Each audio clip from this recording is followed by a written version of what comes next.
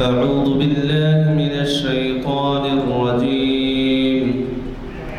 بسم الله الرحمن الرحيم.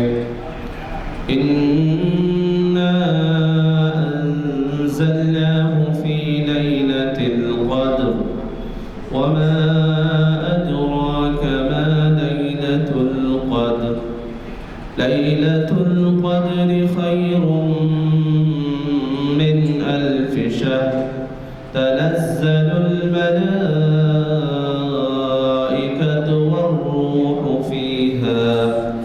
والروح فيها بإذن ربهم من كل أمر. سلام هي حتى مطلع الفجر.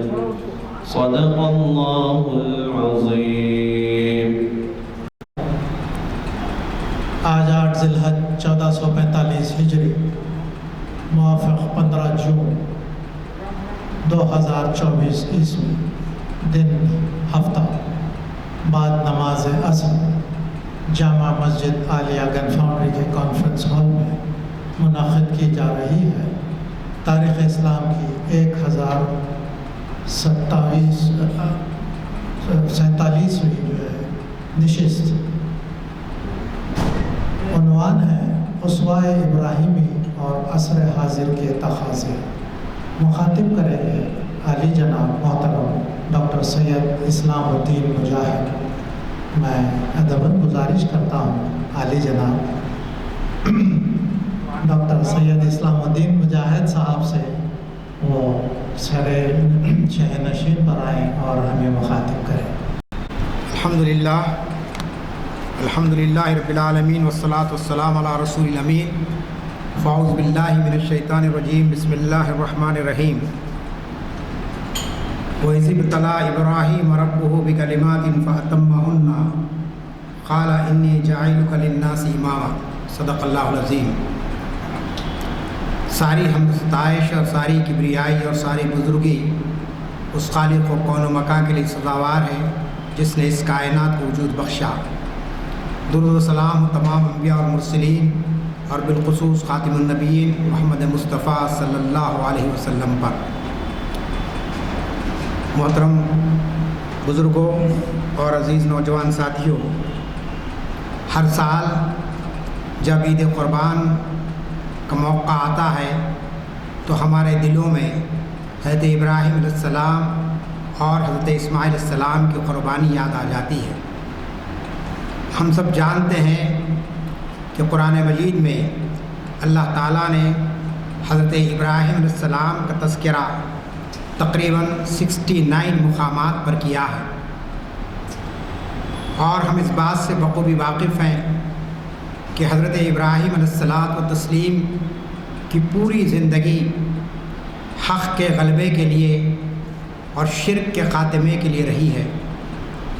آپ جس ماحول میں پیدا ہوئے وہ ایک ایسا خطرناک معاشرہ تھا کہ جہاں پر لوگ اپنے ہاتھوں سے بت بناتے اور پھر ان بتوں کی پوجا کرتے. خود آپ جس گھر میں پیدا ہوئے، آپ کے والد آزر وہ خود بتوں کا کاروبار کرتے تھے.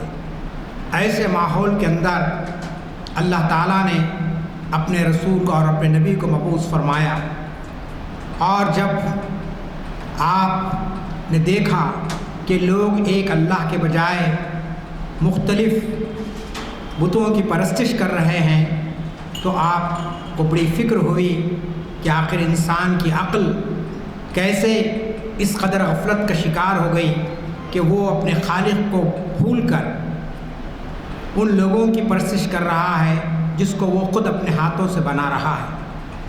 ایسے ماحول کے اندر حضرت ابراہیم علیہ السلام نے اپنے باپ سے کہا، کیا کہا؟ وَإِذْ قَالَ إِبْرَاهِيمُ لِأَبِيهِ آزَرَ أَتَتَّخِذُ أَصْنَامًا آلِهَةً إِنِّي أَرَاكَ وَقَوْمَكَ فِي ضَلَالٍ مُبِينٍ. ابھی بچپن کا دور ہے، ایسے وقت آپ اپنے باپ کو اور اپنی قوم کو مخاطب کر کے کہہ رہے ہیں کہ اپنے باپ کو مخاطب کر کے کہا کہ تو نے بتوں کو اپنا خدا بنا رکھا ہے، بے شک میں تجھے اور تیری قوم کو کھلی گمراہی میں دیکھ رہا ہوں۔ یہ بات انہوں نے جب کہی تو لوگوں نے آپ کی بات کو قبول کرنے کے بجائے، آپ جانتے ہیں کہ حضرت ابراہیم علیہ السلام کو تنگ کرنا شروع کیا قوم نے، اور اس طریقے سے آپ پر مختلف طریقے کی آپ کو دھمکیاں دی گئی، اور یہ کہا گیا کہ اگر آپ اپنی اس دعوت سے نہیں پھریں گے تو ہم آپ کو اپنی آبادی میں سے نکال دیں گے۔ قوم کی اس روش کو دیکھ کر حضرت ابراہیم علیہ السلام نے مختلف عقلی دلائل کے ذریعے ان پر حق کو پیش کرنے کی کوشش کی۔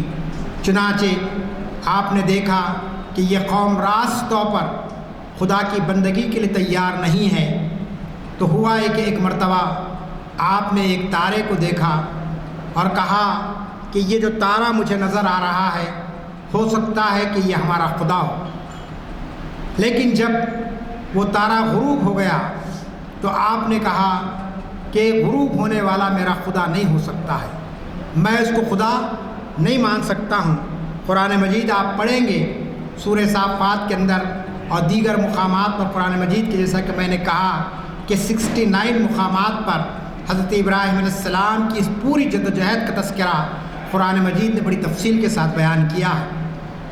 قرآن کہتا ہے کہ فلما جن علیہ اللیل راء کوکبا قال ھذا ربی، کہ جب آپ نے تارے کو دیکھا تو کہا کہ یہ میرا رب ہو سکتا ہے۔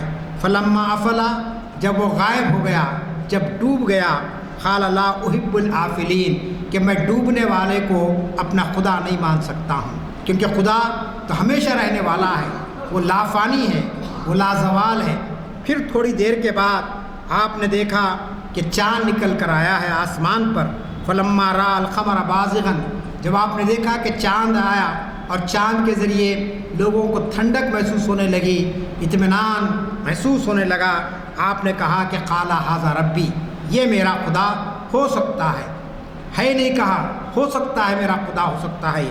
لیکن فلما افلا، لیکن جب وہ بھی غروب ہو گیا تو آپ نے کہا قال لئن لم یہدنی ربی لأکونن من القوم الضالین، کہ میں اس کو بھی اپنا خدا نہیں مان سکتا ہوں اور میں ظالموں میں شامل ہونا نہیں چاہتا ہوں۔ اور جب صبح ہوئی تو سورج نکلا تمتماتے ہوئے، اور آپ جانتے ہیں کہ جب سورج نکلتا ہے تو پوری تاریکی ختم ہو جاتی ہے، پورا اندھیرا ختم ہو جاتا ہے، انسان باریک سے باریک چیز کو سورج کی روشنی میں دیکھ سکتا ہے۔ زمین پر چلتی ہوئی چونٹی کو ہم دیکھ سکتے ہیں، زمین پر کوئی سوئی گر گئی ہے اس کو ہم دیکھ سکتے ہیں، تو ہزاروں میل دور سورج ہے، لیکن سورج کو اللہ تعالیٰ نے اتنی روشنی عطا کی کہ وہ کرۂ ارض کی ایک ایک چیز کو انسان دیکھ سکتا ہے سورج کی روشنی میں۔ چنانچہ حضرت ابراہیم نے اپنی قوم کو دلیل کے طور پر کہا کہ ہو سکتا ہے کہ یہ میرا خدا ہو۔ فلما راء الشمس بازغا، کہ جب سورج نکلا پوری آب و تاب کے ساتھ تو کہا کہ قال ھذا ربی، یہ میرا خدا ہو سکتا ہے۔ کیوں؟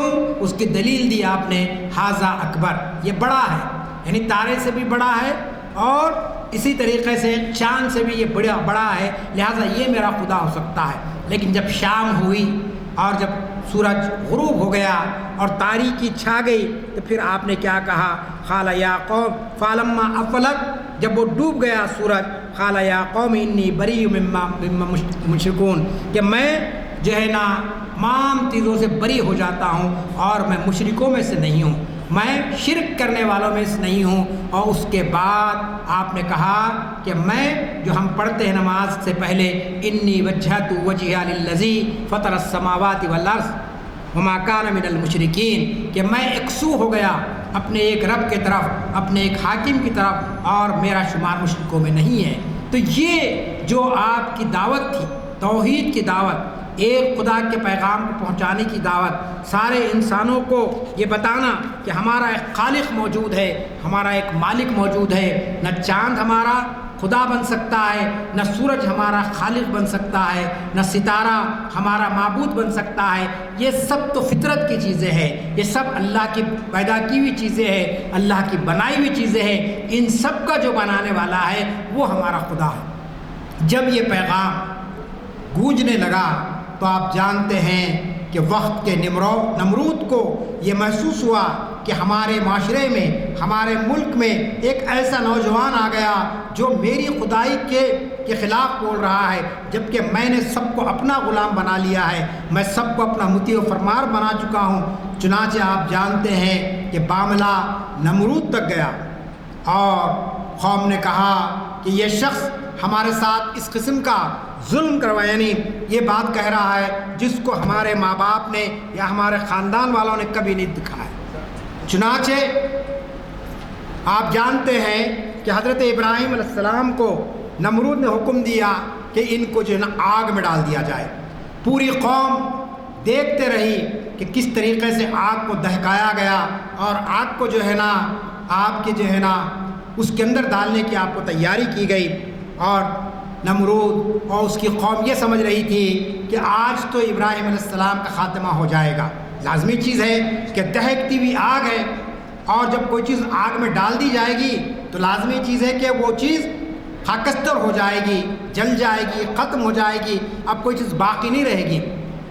لیکن آپ جانتے ہیں کہ جو بندہ اللہ کے راستے میں نکلتا ہے تو آگ بھی اس کے لیے گلزار بن جاتی ہے، آگ بھی اس کے لیے سلامتی بن جاتی ہے۔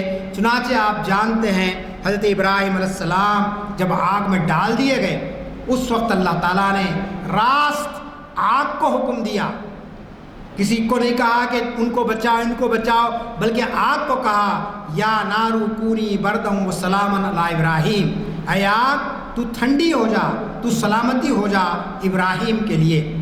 پوری دنیا کی اگر آگ ٹھنڈی ہو جاتی تو کروڑوں لوگ مر جاتے، کیونکہ ٹھنڈک اتنی ہو جاتی تھی دنیا کے اندر۔ لہٰذا حضرت ابراہیم کو جس آگ کے علاوے میں ڈالا گیا تھا کہا گیا کہ اس کو جیسے ٹھنڈی کر دے، چنانچہ آگ ٹھنڈی ہو گئی۔ دنیا سمجھ رہی تھی، نمرود سمجھ رہا تھا کہ وہ اس میں جل رہے ہیں، اب ختم ہو جائیں گے، جب ختم ہو جائیں گے، لیکن آپ بڑے اطمینان کے ساتھ اس آگ سے باہر آ گئے۔ یہ بتانا مقصود تھا اللہ تعالیٰ کو کہ دیکھو جو لوگ ہماری راہ میں جدوجہد کرتے ہیں، ہمارے دین کے غلبے کے لیے کام کرتے ہیں، ہم ان کی اس طریقے سے حفاظت فرماتے ہیں۔ چنانچہ جب آپ کو آگ کے علاوے سے نکالا گیا تو پھر اس کے بعد بھی حضرت ابراہیم نے وہی بات کی۔ کیا بات کی؟ کہ اللہ ایک ہے، اس کے سوا کوئی معبود نہیں۔ لیکن قوم نے اتنا کھلا معجزہ دیکھنے کے باوجود بھی آپ پر ایمان نہیں لائے۔ حضرت ابراہیم محسوس کیے کہ اب اس قوم کے ساتھ گفتگو کرنا، اس قوم کو حق کی دعوت دینا بیکار ہے۔ کہا کہ اب میں یہاں سے نکل رہا ہوں۔ چنانچہ آپ نے اس بستی کو چھوڑ دیا۔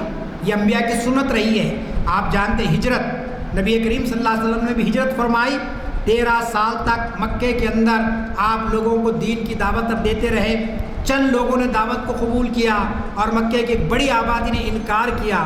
نہ صرف انکار کیا بلکہ آپ کو جھٹلایا، آپ کو جان سے ختم کرنے کی کوشش ہی کی گئی۔ آپ پر ایمان لائے ہوئے صحابہ کرام کو مختلف قسم کی اذیتیں دی گئی۔ تو اللہ تعالیٰ نے حکم دیا، اے نبی صلی اللہ علیہ وسلم اب آپ اس شہر کو چھوڑ دیجیے، نکل جائیے یہاں سے، اب ہم ان کو دیکھ لیں گے۔ چنانچہ آپ نے مکے سے ہجرت فرمائی اور مدینہ آپ تشریف لے گئے۔ تو ہجرت انبیاء کی سنت ہے۔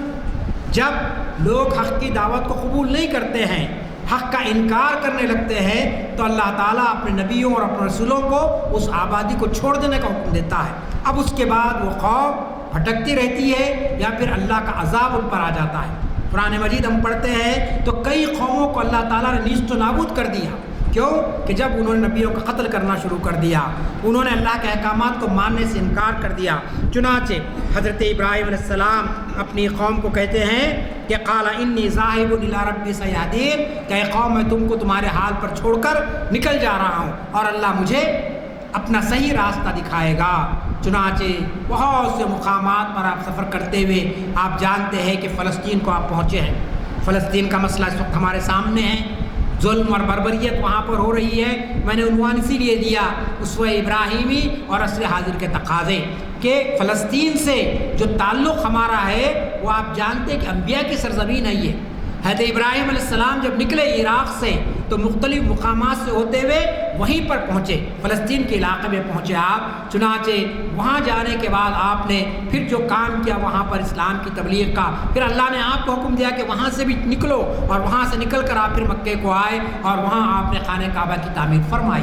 تو یہ جو سفر ہے، آپ جانتے ہیں کہ فلسطین میں وہاں پر پھر فلسطین سے ہوتے ہوئے آپ دیکھتے ہیں اس غیر ذی زرع آبادی جہاں کوئی چیز نہیں تھی، آج آپ جانتے ہیں کہ دنیا کے مختلف ممالک سے آج عرفات میں لوگ جمع ہیں، 25 لاکھ کا مجمع جمع ہے، یورپ سے، ایشیا سے، آسٹریلیا سے، نہ جانے کہاں کہاں سے پورے بندگان خدا وہاں پر آئے ہیں، اور وہ کس کی سنت کی تکمیل کر رہے ہیں؟ وہ حضرت ابراہیم علیہ السلام کی سنت کی تکمیل کر رہے ہیں کہ اللہ تعالیٰ نے آپ کی ایک ایک سنت کو زندہ کر دیا ہے۔ چنانچہ آپ جانتے ہیں کہ کس طریقے سے وہاں پر آپ پہنچے جہاں کوئی چیز نہیں تھی، ایک پانی کا وہاں پر کوئی خطرہ نہیں تھا، ایک جو ایسا کوئی درخت وہاں پر نہیں تھا، ایسے مقام پر آپ وہاں پر چلے گئے، اور اس وقت آپ کی عمر تقریباً 83 سال کی ہو رہی تھی۔ دعوت دیتے دیتے لوگوں کو دین کی طرف بلاتے بلاتے مختلف علاقوں سے گزرتے ہوئے آپ اس مقام پر پہنچے، اور پھر اس کے بعد آپ جانتے ہیں وہاں جانے کے بعد آپ نے اللہ تعالیٰ کے سامنے یہ دعا کی کہ اللہ اب میں اس منزل پر آ گیا ہوں کہ کسی بھی وقت آپ کا بلاوا آ سکتا ہے، میں دنیا سے رخصت ہو جاؤں گا، لیکن جو مشن ہے، جو دعوت ہے، وہ دعوت کا کام رک جائے گا اور تیرے دین کو پھیلانے کا کام رک جائے گا، لہٰذا تو مجھے اولاد صالح عطا فرما۔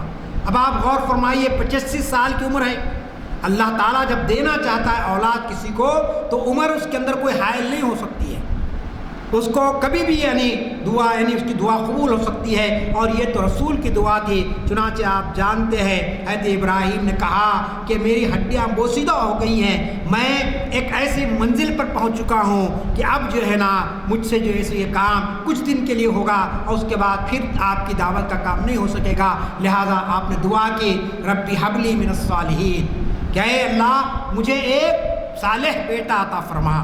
عید قربان کیا ہے؟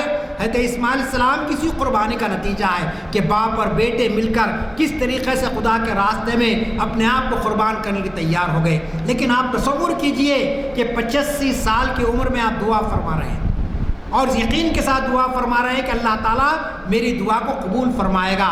چنانچہ بارگاہ یعنی اللہ تعالیٰ کی بارگاہ سے جواب آیا، کیا جواب آیا کہ فبشرناہ بغلام حلیم، کہ اے ابراہیم ہم آپ کو خوشخبری دیتے ہیں، ہم آپ کو یہ پیغام پہنچاتے ہیں کہ یقیناً ہم آپ کو ایک بردبار بیٹا عطا کریں گے۔ حلیم کہتے ہیں بردبار کو، یعنی سمجھدار، جو کبھی جو ہے نا نافرمانی نہ کرے، جو کبھی کسی کو حکم دینے پر اس حکم کو ماننے سے انکار نہ کر دے، اس کو کہتے حلیم۔ خالی یہ نہیں کہا کہ ہم بیٹا دے دیں گے آپ کو، بلکہ کہا کہ فبشرناہ بغلام حلیم، کہ ہم آپ کو ایک ایسا بیٹے کی خوشخبری دیتے ہیں جو بڑا حلیم ہوگا، جو بڑا بردبار ہوگا۔ چنانچہ آپ جانتے ہیں کہ کچھ عرصے کے بعد حضرت اسماعیل علیہ السلام پیدا ہوئے، دعا قبول ہوئی اللہ کے پاس 85 سال کی عمر میں۔ اب جب پیدا ہو گئے اور اس کے بعد ابھی بالکل شیرخواری کا معاملہ ہے، دودھ پیتے بچے ہیں، ایسے وقت اللہ تعالیٰ ایک بڑی آزمائش سے آپ کو گزارتا ہے۔ ایک آزمائش تو وہ تھی جو خاندان میں آپ نے کہا کہ تم ان بتوں کی پوجا کر رہے ہیں، تو پورا خاندان پورا قبیلہ آپ کے خلاف ہو گیا۔ دوسری آزمائش نمرود کے دربار میں ہوئی کہ جس نے آپ کو آگ میں ڈال دینے کا فیصلہ کیا۔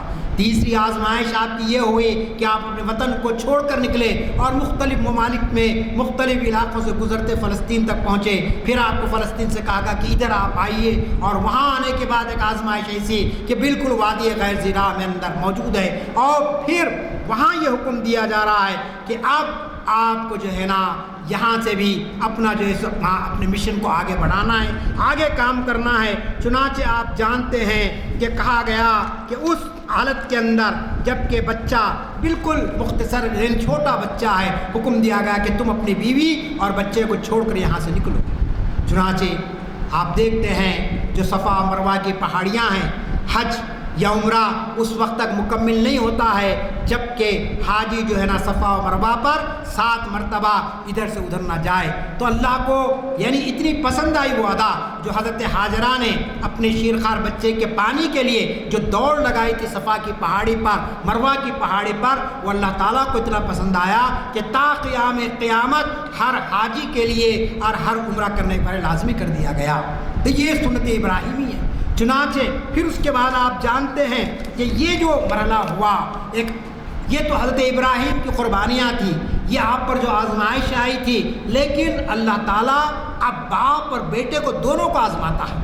عید قربان کیا ہے؟ دراصل حضرت ابراہیم اور حضرت اسماعیل کی اس قربانی کو ہم یاد کرتے ہیں کہ دونوں راضی برضا ہوئے، بخوشی اللہ کے راستے میں اپنا سب کچھ لٹانے کے لیے تیار ہو گئے ہیں۔ چنانچہ آپ جانتے ہیں کہ حضرت اسماعیل روایت میں آتا ہے کہ 12 سال یا 13 سال کی عمر کے بچے تھے، اور ایسے وقت اللہ تعالیٰ حضرت ابراہیم کو ایک بہت بڑی آزمائش میں ڈال دیا۔ اور یہ آزمائش کیا تھی؟ یہ آزمائش مال کی آزمائش نہیں تھی، یہ آزمائش کوئی صلاحیتوں کو استعمال کرنے کی آزمائش نہیں تھی، یہ آزمائش قوم کے سامنے دعوت کو پیش کرنے کی بات نہیں تھی، بلکہ یہ آزمائش وہ تھی کہ وہ بیٹا جس کو بڑی دعاؤں کے بعد آپ نے اللہ سے حاصل کیا تھا، وہ بیٹا جو آپ کے بڑھاپے کا ایک بہت بڑا سہارا بننے والا تھا، اللہ تعالیٰ نے حالت خواب میں حضرت ابراہیم کو کہا کہ ابراہیم، ہم یہ چاہتے ہیں کہ تم اپنے اس بیٹے کو جو تم کو جان سے زیادہ عزیز ہے وہ تم ہمارے راستے میں قربان کرو۔ اب آپ بتائیے یہ کتنی بڑی آزمائش تھی کہ دنیا میں ایک سہارا ہے اور باپ 100 سال کی عمر کو پہنچ رہا ہے اور بچہ بالکل ابھی لڑکپن کی عمر میں ہے، لیکن اللہ تعالیٰ کہہ رہا ہے ہم یہ چاہتے ہیں کہ آپ جو ہے نا اس کو اپنی راہ میں قربان کرے۔ چنانچہ قرآن کہتا ہے کہ کیا کہا ابراہیم علیہ السلام نے اپنے بیٹے سے کہا کہ کیا کہا کہ میں ایک خواب دیکھا ہوں اور اس خواب میں نے دیکھا کہ میں تم کو ذبح کر رہا ہوں۔ قال یا بنی انی ارا فی المنام انی اذبحک فانظر ماذا تری، کہ اے بیٹے میں نے خواب میں دیکھا، ایسا نہیں ہے کہ اللہ آ کے کوئی بات بولا ہے، فرشتہ کوئی بات بولا ہے، بلکہ میں نے خواب میں دیکھا ہے کہ میں تم کو ذبح کر رہا ہوں۔ اب آپ دیکھیے قرآن نے جو بات کہی تھی اس وقت، فبشرناہ بغلام حلیم، کہ ہم خوشخبری دیتے ہیں ایک بردبار بچے کی۔ اب یہ بردباری کی دیکھیں یہاں پر اس کا ثبوت ملتا ہے۔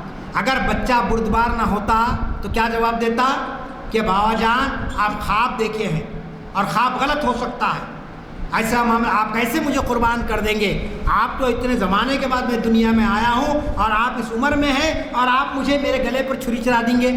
لیکن بیٹا بردبار تھا، بیٹا اللہ کے حکم سے دنیا میں آیا تھا اور اس کو اللہ کے حکم ماننا لازمی تھا۔ چنانچہ آپ جانتے ہیں کہ بیٹے نے کیا جواب دیا؟ قال یا ابت افعل ما تؤمر ستجدنی انشاءاللہ من الصابرین، کہ اے باپ، اے والد محترم، آپ وہ کام کر گزریے جس کا اللہ نے آپ کو حکم دیا، اس میں کوئی دیری مت کیجیے، اس میں کوئی تاخیر مت کیجیے، کوئی ڈیلے کا معاملہ اس میں مت کیجیے، بلکہ یہ کام کو فوری کر دیجیے۔ اور کیا ہوگا؟ آپ مجھے دیکھیں گے کہ میں صبر کرنے والوں میں سے رہوں گا۔ میری جان چلے جائے گی تو میں کوئی واویلا نہیں کروں گا، میں بھاگ نہیں جاؤں گا، میں آپ پر ظلم نہیں کروں گا، بلکہ آپ مجھے صبر کرنے والوں میں پائیں گے۔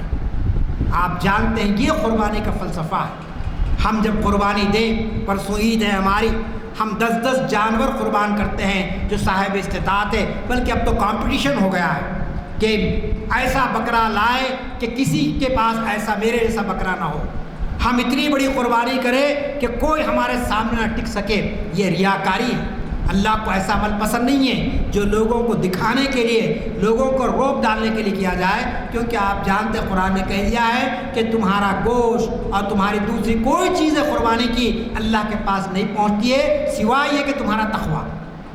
اللہ کا تقویٰ ہے تو وہ قربانی قابل قبول ہے۔ تو ہم لاکھوں جانور ہم کاٹتے ہیں، لیکن کبھی یہ تصور ہمارے سامنے آتا ہے فلسفے قربانی کا کہ حضرت ابراہیم نے دمبے کو قربان کرنے کی بات نہیں کی، اللہ نے کہا کہ ہم تمہارے بیٹے کی قربانی چاہتے ہیں۔ خدا کے راستے میں ہم تمہارے بیٹے کو دیکھنا چاہتے ہیں کہ وہ ہماری مرضی کو مانتا ہے نہیں مانتا ہے. اور پھر بیٹے کا بھی جواب کیا تھا کہ کہا کہ کر دیجیے یہ کام آپ مجھے صبر کرنے والوں میں پائیں گے. تو یہ دراصل آج کے اسوہ ابراہیمی کا یہ سب سے بڑا پیغام ہے. سب سے بڑا پیغام یہ ہے کہ روح قربانی اگر ہمارے سامنے ہو تو رسم قربانی ادا کرنے سے کچھ حاصل ہونے والا نہیں ہے. آج لاکھوں مسلمان آپ جانتے ہیں کہ جیسا کہ میں نے کہا کہ عرفات کے میدان میں جمع ہیں اور گڑ گڑا رہے ہیں، دعائیں کر رہے ہیں، لیکن ہماری دعائیں قبول نہیں ہو رہی ہیں. فلسطین کے اندر میں نے ابھی کہا آپ کے سامنے کہ 10 مہینے سے ظلم اور بربریت کی انتہا ہو چکی ہے. 60,000 سے زیادہ فلسطینی اپنی جانوں کو قربان کر چکے ہیں. معصوم بچے 20-25 ہزار معصوم بچے جن کا کوئی قصور نہیں ہے وہ جو ہے نا ظالموں نے ان کو جو ہے نا شہید کر دیا ہے. خواتین در بدر پٹ رہی ہے اور پورا جو غازہ کا علاقہ ہے وہ پورے کا پورا قبرستان بن چکا ہے. شفا خانے ہاسپٹلز پر بمباری کر کے پورے ہاسپٹل کو تباہ و برباد کر دیا گیا ہے. اسکول کی بلڈنگیں زمین دوز کر دی گئی ہے. آسمان کے نیچے فلسطینی اپنی زندگی گزار رہے ہیں. اور اگر خدا نخواستہ ہم عید قربان کے موقع پر جانوروں کو قربانی کریں اور بڑے اطمینان کے ساتھ بریانی کھائے، خورمے بنائے، مرگ بنائے اور ہمارے سامنے فلسطینیوں کا درد نہ رہے تو پھر ایسی قربانی سے کیا حاصل ہے؟ ایسی قربانی سے ہم کو کچھ نہیں ملنے والا ہے. اگر ہم موجودہ دور کے تقاضوں کو سمجھنے کی کوشش نہ کریں، ہم اسلام دشمن طاقتوں کو سمجھنے کی کوشش نہ کریں، ہم اسلام دشمن طاقتوں کے خلاف اپنے آپ کو متحد کرنے کی کوشش نہ کریں تو ہماری نماز، ہمارا روزہ، ہمارا حج، ہماری زکوٰۃ سب بیکار ہے. علامہ اقبال کی محفلیں یہاں پر ہوتی ہے، اقبال شناسی کی. آپ نے کئی مرتبہ علامہ اقبال کا شعر سنا ہوگا، نماز و روزہ حج و زکوٰۃ سب باقی ہے تو باقی نہیں ہے. کہ نماز اپنی جگہ پر ہم ادا کر رہے ہیں، قربانی اپنی جگہ پر ادا کر رہے ہیں، حج اپنی جگہ پر ادا کر رہے ہیں. دنیا کے کونے کونے سے لوگ گئے ہیں. بڑے افسوس کی بات ہے کہ ہمارے سعودی عرب کے بادشاہ نے کہا کہ ہم 1000 فلسطینیوں کو سرکاری مہمان بنا کر حج کریں گے. ارے توف ہے آپ کے اس آفر پر ہزاروں لاکھوں فلسطینی وہاں پریشان حال ہیں. وہ لوگ ان کے کھانے کے لیے ان کو کوئی چیز نہیں ہے. ان کی جو ہے نا جو زخموں سے چور ہیں، بجائے ان کی مدد کرنے کے اور ظالموں کے خلاف اٹھ کھڑے ہونے کے آپ یہ کہہ رہے ہیں کہ ہم سرکاری طور پر ان کو حج کرانے کا اعلان کرتے ہیں. اب آپ بتائیے کتنی ہماری عقل معاف ہو چکی ہے کہ 57 اسلامی ممالک ہمارے ہیں، ایک بڑا عالم اسلام ہمارے پاس موجود ہے، لیکن اس کے باوجود ظلم کی آندیاں بڑھتی چلی جا رہی ہے. ظالم پوری طریقے سے اسلام کو نیست و نابود کرنے کی تیاری کر رہا ہے. مسلمانوں کے لیے ہر جگہ عرصہ حیات کو تنگ کر دیا گیا ہے. تو یہ عصری تقاضے ہیں، یہ آج کے دور کے تقاضے ہیں. اور اسلام تا قیامت ہر مسئلے کا ہمارے سامنے پیش کرتا ہے. اس قربانی کے ذریعے ہم کو کیا پیغام ملتا ہے کہ موجودہ دور کے تقاضوں کو سمجھنے کی کوشش کریں. ہماری نوجوان نسل کس طریقے سے بیکاری میں اور جو ہے نا بدکاریوں میں فحاشی مبتلا ہوتی جا رہی ہے، ان کے سامنے حضرت اسماعیل کے یعنی واقعات کو بیان کرے، ان کے سامنے پیش کرے کہ دیکھو وہ بھی باپ کیسا تھا، وہ بیٹا کیسا تھا. آج ہمارے پاس کتنے گھرانے ایسے ہیں جہاں پر باپ تو تہجد گزار ہے لیکن بیٹا 5 وقت کی نماز نہیں پڑھ سکتا ہے مسجد میں جا کر.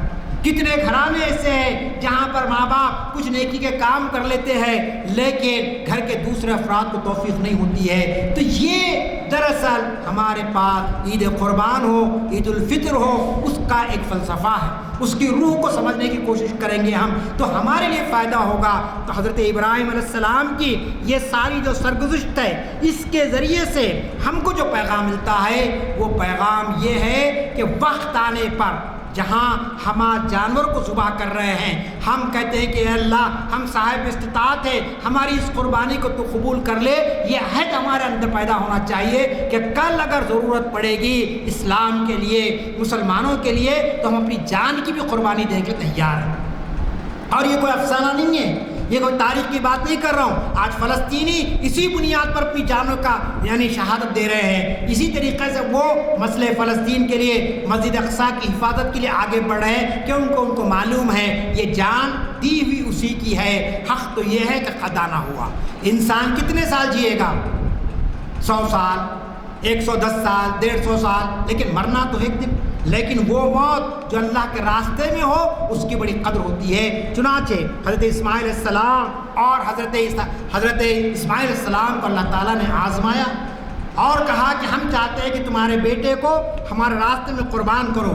چنانچہ آپ جانتے ہیں کہ حضرت ابراہیم علیہ السلام اپنے بیٹے کو لے کر نکلے، شیطان نے بھٹکایا اور روکنے کی کوشش کی، لیکن آپ آگے بڑھتے چلے گئے اور پھر لٹا دیا اپنے بیٹے کو زمین پر۔ قرآن گواہی ذرا پڑھیے، آیتیں موجود ہیں، اور چھری چلا دیا آپ نے، حضرت اسماعیل پر چھری چلا دی۔ لیکن آپ جانتے ہیں اللہ تعالیٰ کو اسماعیل کی جان لینا پسند نہیں تھا۔ اللہ تعالیٰ صرف آپ کو آزمانا چاہتا تھا، کہ دیکھنا چاہتا تھا کہ واقعی یہ کیا ہمارے حکم کو ماننے کے لیے تیار ہے یا نہیں ہے۔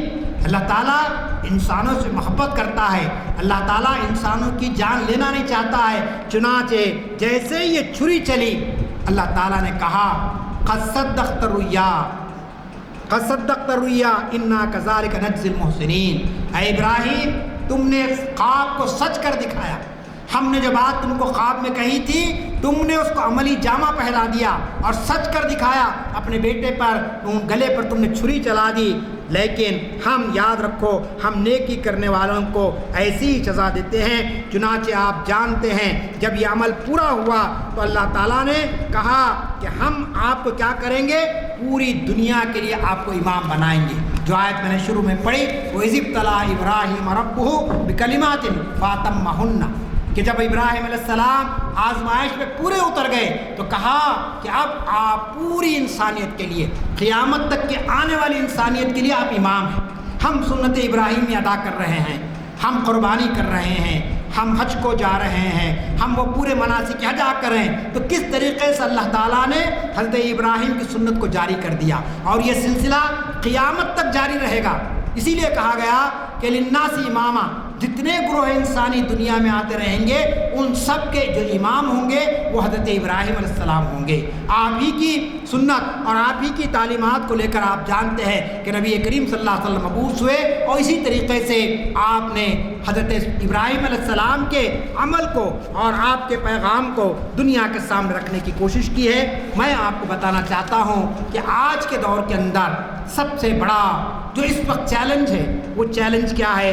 وہ چیلنج یہ ہے کہ آج دنیا کے سامنے حضرت ابراہیم کی طرح ہم کو چاہیے کہ ہم توحید کے پیغام کو عام کریں، ایک اللہ کے پیغام کو عام کریں۔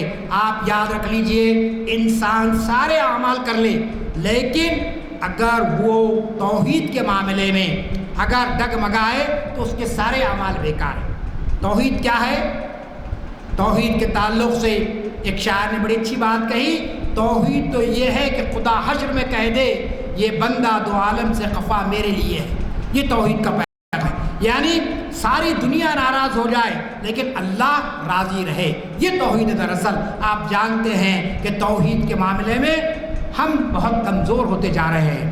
ہمارا ایمان تو ہے، ہم سب کلمہ پڑھنے والے ہیں، لیکن کتنے معاشرے کے اندر لوگ ہیں صاحب بچے نہیں ہو رہے ہیں، چلیے صاحب فلاں درگاہ کو چلے جائیں گے۔ بچے کو کاروبار نہیں ہو رہا ہے صاحب فلاں جگہ چلے جائیں گے، وہاں ڈوری بن کے آ جائیں گے۔ آپ کے شہر میں کتنی ڈوریاں، کتنی درگاہوں پہ باندھی جاتی ہیں، کتنی جگہ لوگ جا کر سجدے کرتے ہیں۔ علماء سے ہم سوال کرتے تو کہتے ہیں کہ بابا صحیح ہے، نہیں کرنا چاہیے سجدے۔ ہم کہتے ہیں کہ پھر بولیے، اعلان کریے، روکیے لوگوں کو، لیکن روکنے کے لیے تیار نہیں، کیونکہ صاحب ناراض ہو جائیں گے لوگ۔ ہمارے باپ دادا سے ہوتا آ رہا ہے، ابھی عرس ہوا ہمارے بازو حضرات یوسفین کا، بڑی بزرگ شخصیتیں تھیں، بڑا دین کا کام انہوں نے کیا حضرات یوسفین نے، دونوں بھائیوں نے، لیکن ہم نے ان کے تعلیمات کو فراموش کر دیا اور ان کے نام پر مختلف قسم کے خرافات ہی نہیں بلکہ مشرکانہ افعال ہم کرتے چلے جا رہے ہیں، اور ہم یہ سمجھ کر رہے ہیں کہ یہ ثواب کا کام ہے۔ کتنی خواتین آپ جا کے دیکھیں، راستہ بند، پرسوں میں آیا، نئے پل کے پاس ہے، پورے راستے بند۔ اب آپ بتائیے کوئی غیر مسلم جا رہا ہے، دل کا دورہ پڑا ہے، اس کو کیئر ہاسپٹل آنا ہے، اور اگر اس کی جان چلی جائے تو اس کے ذمہ دار کون ہوں گے؟ اللہ تعالیٰ کہے گا کہ نہیں تم کو یوسفین کا جھولا لگ جانا اہم تھا، چاہے کتنی ہی جانے چاہے، کوئی پرواہ کی بات نہیں۔ تم کو فلاں درگاہ کا سندہ لے جانا تھا، چاہے لوگوں کو کتنی بھی تکلیف ہونے دیجیے۔ پہلی بات تو اسلام میں اس کی اجازت ہی نہیں ہے وہ سارے افعال کی، لیکن ہم کرتے چلے جا رہے ہیں۔ حالانکہ ان بزرگان دین نے، چاہے وہ حضرت خواجہ اجمیری رحمۃ اللہ علیہ ہو، چاہے وہ آپ کے نظام الدین اولیاء ہو، چاہے حضرات یوسفین ہو، چاہے ہمارے حیدرآباد دکن کے بہت ہی مشہور و معروف بزرگ جن کو شاید آپ نے دیکھا بھی ہوگا اپنی عمر میں، حضرت شاہ عبداللہ رحمۃ اللہ علیہ، آپ جانتے ہیں کہ ان کی جو محدث دکن جن کو ہم کہتے ہیں، ان کی کتنی بڑی خدمات رہی ہے پورے دکن کے علاقے کے اندر۔ آپ جانتے ہیں عبداللہ شاہ صاحب نے توحید کے پیغام کو عام کیا، لوگوں کو ایک خدا کی طرف بلایا، لیکن آج ان کے ماننے والے آپ جانتے ہیں کہ مختلف قسم کے خرافات کر رہے ہیں۔ تو حضرت ابراہیم علیہ السلام کا پیغام توحید کا پیغام۔ آپ چاہتے اپنے باپ کے ساتھ کھڑے رہ کر بتوں کی پوجا کرتے، آپ چاہتے تو سورج کو خدا مان لیتے، آپ چاہتے تو چاند کو معبود مان لیتے، لیکن آپ کو اللہ نے دنیا میں بھیجا تھا ان سب کی نفی کر کے ایک اللہ کو مانو۔ اور اب جب کہ انبیاء کا سلسلہ رک گیا ہے، اب نبوت کا سلسلہ ختم ہو چکا ہے، آپ جانتے ہیں کہ کس طریقے سے حضرت ابراہیم کی تعلیمات کو نبی کریم صلی اللہ علیہ وسلم دنیا کے سامنے پیش کیا۔ آپ میں سے بہت سے لوگوں نے حج کیا ہے، آپ جانتے ہیں کہ مینا میں وہ پہاڑ موجود ہے جس کو جبل رحمت کہتے ہیں، اس جبل رحمت پر کھڑے رہ کر اللہ کے رسول نے جو خطبہ دیا جس کو خطبہ حجۃ الوداع ہم کہتے ہیں، 2 خطبے آپ نے دی حج کے موقع پر، حضرت ابراہیم علیہ السلام اور نبی کریم صلی اللہ علیہ وسلم، ان دونوں کی سیرتوں کو اگر آپ پڑھیں گے تو آپ کو معلوم ہوگا کہ حج کی کیا عظمت ہے، حج کا کیا پیغام ہے، قربانی کی کیا اہمیت ہے۔ آپ جانتے ہیں کہ اللہ کے رسول نے جو خطبہ دیا حجۃ الوداع کے موقع پر 10 ذی الحجہ کو اور 11 ذی الحجہ کو، اس کو ہمارے ڈاکٹر حمید اللہ صاحب جن کا تعلق حیدرآباد سے رہا، انہوں نے کہا یہ خطبہ حجۃ الوداع ایک منشور ہے، ایک چارٹر ہے پوری انسانیت کے لیے۔ پوری انسانیت اس خطبہ حجۃ الوداع پر عمل کر لے گی تو پھر اس کو کسی اور قانون کی ضرورت باقی نہیں رہے گی۔ آپ جانتے ہیں شرک کے تعلق سے اللہ کے رسول نے اسی حج کے دوران میں جو خطبے میں فرمایا کہ آج کے دن میں سارے جاہلیت کے رسوم و رواج کو اپنے پاؤں تلے روند رہا ہوں۔ آپ نے سنا، اس کے ساتھ آپ کو حج کرنے کی ضرورت ہے، اس کے ساتھ آپ کو جانے کی ضرورت ہے۔ تو یہ آپ کو پھر آپ نے کیا کہا کہ کسی کالے کو کسی گورے پر، کسی آپ کے جو ہے نا عربی کو عجمی پر، عجمی کو عربی پر کوئی فوقیت نہیں ہے، سارے رنگ و نسل کے آپ نے امتیازات کو ختم فرمایا اور کہا کہ ان اکرمکم عند اللہ اتقاکم، کہ اللہ کو وہی بندہ پسند ہے جس کے اندر تقویٰ پایا جاتا ہے۔ اب آپ بتائیے اتنے زبردست جو خطبے حج کے موقع پر آپ نے دنیا کے سامنے دیے، اور پھر آپ جانتے کہ اللہ کے رسول نے ایک حج فرمایا، ایک ہی حج آپ نے کیا، اور پھر اس حج کے وقت بھی آپ نے فرمایا لوگوں کو کہ ہو سکتا ہے کہ میرا آخری حج ہے، اب اس کے بعد ہو سکتا ہے کہ میں تمہارے درمیان میں نہیں رہوں گا، لیکن جو باتیں میں کہہ رہا ہوں اس کو تم غور سے سنو اور ان لوگوں تک پہنچاؤ جو یہاں پر موجود نہیں ہیں، اور وہ لوگ ان تک پہنچائے۔ 14 صدیاں گزر چکی ہیں، وہی خطبہ حجۃ الوداع کا پیغام ہم تک پہنچا ہے اور ہمارے بعد قیامت تک آنے والی نسلوں تک پہنچے گا۔ تو یہ انتظام اللہ تعالیٰ نے حج کے ذریعے کیا۔ وہاں پر جو کچھ بھی مناسک ہم ادا کرتے ہیں، اور جو لوگ حج کو نہیں گئے ہیں یا فارغ ہو چکے حج سے، ہم عید منانے والے ہیں، ہمارے لیے قربانی ہے، اور یہ قربانی کا مقصد بھی کیا ہے کہ ایک اللہ کا اعلان، اس کی کبریائی کا اعلان۔ آپ جانتے ہیں کہ قربانی کرتے وقت کیا پڑھتے ہیں ہم؟ دعا کے پڑھنے سے پہلے انا صلاتی و نسکی و محیایا و مماتی للہ رب العالمین۔ قربانی جو شخص دے رہا ہے اسی کو جانور قربان کرنا چاہیے، کوشش کرنا چاہیے۔ ہمارے پاس بعض لوگ نوجوان ہیں، نہیں بھائی ہم نہیں کر سکتے، ہم خون کو نہیں دے سکتے، ہم کو برداشت نہیں ہوتا ہے، یہ بالکل غلط بات ہے۔ آپ جانتے ہیں کہ قربانی جو ہے صاحب استطاعت کر رہا ہے تو اس کو خود کرنا چاہیے اور دعا پڑھنی چاہیے کہ یہ میری نماز، میرا روزہ، میری قربانی سب اللہ کے لیے ہے۔ انا صلاتی و نسکی و محیایا و مماتی للہ رب العالمین۔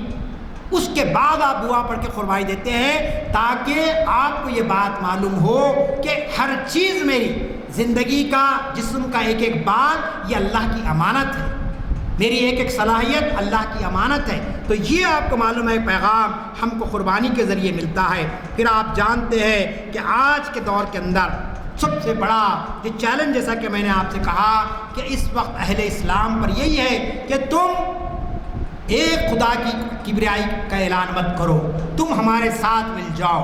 ہمارے تہذیب کو قبول کر لو۔ آج ہمارے ملک کے اندر آپ جانتے ہیں گزشتہ 10 سال سے یہی نعرہ ہو رہا ہے کہ صاحب ہماری تہذیب کو آپ قبول کر لو، ہمارے مذہب کو قبول کر لو۔ گھر واپسی کا اعلان ہو رہا ہے باضابطہ، کہا گیا کہ سب کا ڈی این اے ایک ہے اور سب لوگ ایک ہے اور سب کو یہ مذہب کو اس تہذیب کو قبول کر لینا چاہیے۔ تو آج ضرورت ہے ہم حضرت ابراہیم علیہ السلام کی اس دعوت کو دنیا کے سامنے پہنچائیں۔ اور پھر سب سے اہم بات یہ ہے کہ آپ جانتے ہیں کہ حضرت ابراہیم علیہ السلام نے جو اللہ تعالیٰ کی رضا اور اللہ تعالیٰ کی خوشنودی کے لیے جس طریقے سے اپنی زندگی گزاری، اس طریقے کی زندگی کو گزارنے کی ہم کو کوشش کرنی چاہیے۔ آپ بتائیے، ایک ایسی شخصیت ہے ابراہیم علیہ السلام کی کہ بچپن سے جوانی اور جوانی سے بڑھاپا ہمیشہ آپ آزمائش کے دور سے گزرے۔ آج ہمارے پاس معاملہ کیا ہے؟ تھوڑی سی اگر آزمائش آ گئی ہم پریشان ہو جاتے ہیں، تھوڑی سی اللہ کی طرف سے ہم کو جو ہے نا کوئی گرفت آ گئی ہم پریشان ہو جاتے ہیں۔ تو یہاں حضرت ابراہیم علیہ السلام کی زندگی کو سامنے رکھنے کی ضرورت ہے۔ ابھی تو حالات نہیں ہوئے کہ صاحب آپ کو جو ہے اپنی بستیوں سے نکال دیا جائے، آپ کو جو ہے نا یہ کہا جائے کہ آپ ملک کو چھوڑ کر چلے جاؤ، ابھی تو وہ حالات نہیں آئے ہیں۔ لیکن ایسے حالات کے اندر ہم کو چاہیے کہ ہم پوری یکسوئی کے ساتھ اللہ کے دین کے غلبے کے لیے اور پھر اللہ کے پیغام کو عام کرنے کا جد و جہد ہمارے اندر پیدا کرے۔ جیسا کہ میں نے آپ سے کہا، قربانی دینا ہر صاحب استطاعت پر لازمی ہے۔ اب ایک یہ مسائل آپ شریعت انفارمیشن سروس میں سنتے ہیں کہ قربانی کے مسائل کیا ہے وغیرہ، میں وہ تفصیل میں نہیں جا رہا ہوں، لیکن روح قربانی کیا ہے وہ میں بات آپ کے سامنے رکھ کے اپنی گفتگو ختم کرنا چاہتا ہوں۔ روح قربانی یہ نہیں ہے کہ آپ نے کتنے بکرے قربان کیے ہیں، آپ نے جو ہے نا کتنے لوگوں کو دعوت دے دی ہے، بلکہ روح قربانی کیا ہے؟ لن ینال اللہ لحومها ولا دماؤها ولکن ینال التقوی منکم۔ یہ قرآن مجید کی آیت ہے۔ اللہ تعالیٰ کہتا ہے کہ نہ تمہارا خون نہ تمہارا گوشت کوئی چیز اللہ کے پاس نہیں پہنچتی ہے سوائے یہ کہ تمہارا تقوی۔ تو حضرت ابراہیم علیہ السلام کی زندگی اور نبی کریم صلی اللہ علیہ وسلم کی حیات طیبہ کے اندر جو سب سے نمایاں پہلو نظر آتا ہے وہ یہ ہے کہ آپ حضرات انبیاء کرام کا ہر عمل تقوی کی بنیاد پر تھا۔ اللہ کا تقوی، خطبہ حجۃ الوداع کو آپ پڑھیں گے تو معلوم ہوگا کہ نبی کریم صلی اللہ علیہ وسلم بار بار، آپ جانتے ہیں کہ کتنے لوگ تھے، 10 لاکھ کا مجمع تھا، وہاں لوگ کھڑے ہوئے ہیں اور خطبہ سن رہے ہیں، تو کہا کہ لوگوں تقوی اختیار کرو، لوگوں تقوی اختیار کرو، لوگوں تقوی اختیار کرو۔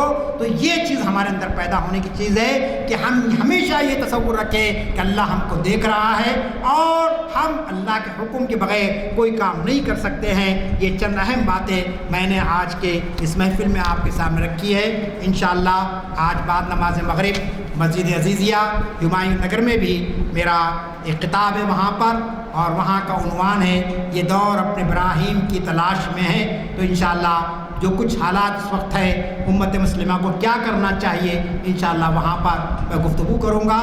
جن صاحبین کو وقت ہے وہ تشریف لا سکتے ہیں، بالکل قریب میں ہی ہے مسجد عزیزیہ ہمایوں نگر جو مہدی پٹنم کے پاس ہے۔ اللہ تعالیٰ سے دعا ہے اللہ تعالیٰ ہماری کوششوں کو قبول فرمائے، اور بڑے خوشی کی بات ہے کہ تاریخ اسلام کے یہ لیکچرز 1000 سے زیادہ ہو چکے ہیں، اور گزشتہ دنوں میں آپ حضرات نے ایک اچھی محفل یہاں پر سجائی، جس کے لیے میں آپ تمام کو مبارکباد دیتا ہوں کہ آپ لوگوں نے یہاں آنے والے مقررین اور سامعین کی قدر افزائی فرمائی اور ان کی تہنیت کی۔ لیکن وہی بات پھر میں دہرانا چاہتا ہوں کہ ان محافل کو ہم استعمال کریں تاکہ نوجوان ان محافل کی طرف راغب ہو سکے اور یہ سلسلہ ہمیشہ باقی اور برقرار رہے۔ رب اغفر ورحم وانت خیر الراحمین، وآخر دعوانا ان الحمدللہ رب العالمین۔ الحمدللہ ماشاءاللہ بہت اچھے انداز سے بتایا۔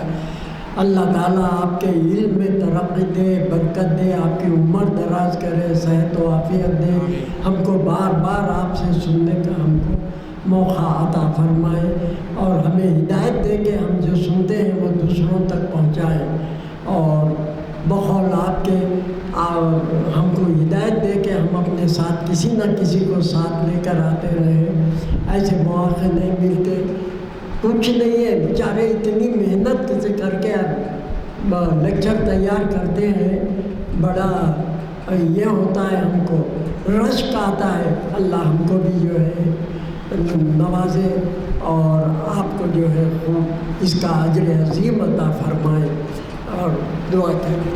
ये ईद का ऐलान कर दीजिए लोगों को। नमाज ईद कब है आपका? 8:30 बमौक़े ईद उल अज़हा जामे मस्जिद आलिया गन फाउंड्री में नमाज ईद ठीक 8:30 बजे होगी। मौलाना मोहम्मद अब्दुल रहमान इमाम मस्जिद हाजा इमामत फरमाएंगे। आप सब जैसा सहूलत है वैसा देखिए। ये ज़रा कैमरा बंद कर दो। बंद कर दिए। इस तकरीब के बाद मैंने एक प्रेस नोट दिया है आप लोग इत्तला के लिए, मुंसिफ में आया है, तो मैं उसको पढ़ देता हूँ ताकि हमारे नए लोगों को भी मालूम हो सके कि ये तकारीब की क्या अहमियत है।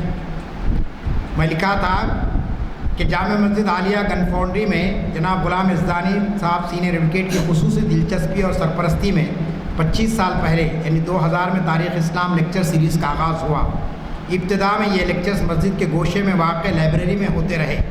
जब शुरका की तादाद बढ़ने लगी तो मस्जिद के सेल्लार में मौजूद कॉन्फ्रेंस हॉल में ये लेक्चर्स होने लगे। तारीख़ इस्लाम लेक्चर्स देने वालों में शहर और बैरून मुल्क की कई अहम इल्मी शख्सियात रही हैं। इन लेक्चर्स की शोहरत आलमी सतह पर होने लगी और बैरूनी ममालिक मुकीम अहबाबी फ़ेसबुक और यूट्यूब के ज़रिए इनसे इस्तेफ़ादा करते रहे। इब्तिदाई दौर में इन लेक्चर्स को टेप रिकॉर्ड के ज़रिए महफूज किया जाता रहा, लेकिन अब लेक्चर्स के वीडियोस तैयार किए जा रहे हैं। हैदराबाद के तमाम अखबारात का इन लेक्चर्स की तशहीर में गैर मामूली रोल रहा है और अब भी हैदराबाद के रोज़नामे पाबंदी से अपना ताउन दे रहे हैं। उसके बाद मैंने यहाँ लिखा था कि गुलाम इज़दानी साहब की तारीख़ में मुकर्रर हुआ। आखिरी बात जो मैंने इसके अंदर लिखी थी कि इन लेक्चर्स की इफ़ादत अहमियत के पेश नज़र इसको मुनज़्ज़म अंदाज़ में मुनक़्क़िद किया जाए तो इसके मुफीद नताइज निकल सकते हैं। तारीख़ इस्लाम के लेक्चर शहर और अज़ला की मसाजिद के अलावा स्कूल, कॉलेजेस और दीनी मदारिस में रखने की ज़रूरत है ताकि मिल्लत इस्लामिया के नौजवान इस्लाम की शानदार तारीख़ और अपने असलाफ़ के कारनामों से वाकिफ़ हो सके। मुल्क में तारीख़ को मस्क करने की जो मुनज़्ज़िम कोशिश हो रही है, ऐसे नाजुक वक्त इन लेक्चर्स का इनेकाद वक्त का अहम तकाज़ा है। ये मैंने दिया था और अखबारों ने शाये भी किया उसको। कल का मुंसिफ है, इसको आप तफसीली तौर पे पढ़िए और आप लोग रिकॉर्ड में भी इसको रखिए ताकि लोगों को मालूम हो सकेगा। जज़ाकल्लाह। माइक बंद नहीं कर दी थी।